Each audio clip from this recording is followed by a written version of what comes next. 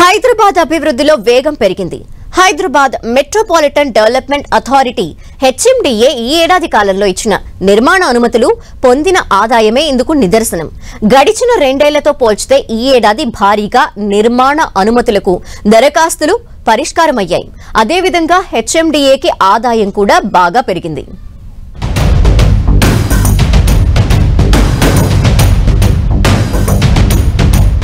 Hyderabad metropolitan development authority HMDA అనుమతులు ఇవ్వడంలోనూ ఆదాయం పొందడంలోనూ భారీగా వృద్ధి రేటు సాధించింది.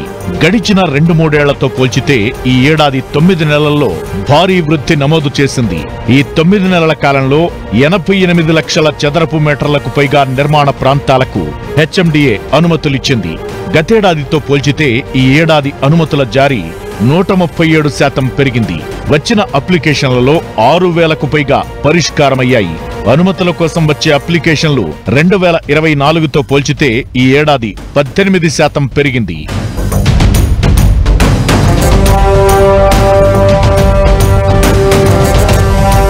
అనుమతులు ఇవ్వడం ద్వారా హెచ్ఎండిఏ ఆదాయం మెల్లగా పెంచుకుంటోంది. 2025లో భవనాల అనుమతుల కోసం 77 దరఖాస్తులు వచ్చాయి. దీని ద్వారా 78 లక్షల చదరపు మీటర్ల విస్తీర్ణంలో నిర్మాణాలకు అనుమతి లభించింది.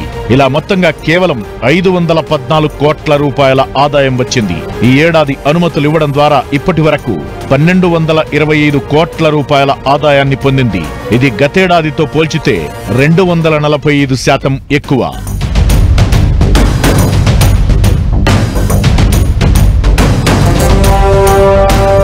హెచ్ఎండిఏకి వస్తున్న దరఖాస్తుల్ని ఎప్పటికప్పుడు పరిశీలించడం, అధికారులు జవాబుదారీగా వ్యవహరిస్తుండటంతో అనుమతుల్లో వేగం పెరిగింది. చాలా కాలం పెండింగ్ లో ఉన్న ఫైళ్లపైన అధికారులు దృష్టి పెట్టారు. 30 రోజుల కంటే ఎక్కువ కాలం పెండింగ్ లో ఉన్న ఫైళ్లను క్లియర్ చేసేందుకు ప్రత్యేక శ్రద్ధ చూపుతున్నారు. ఇలా హెచ్ఎండిఏ అటు అనుమతులు ఇటు ఆదాయం పొందడంలో స్పీడు పెంచిందనే చెప్పొచ్చు.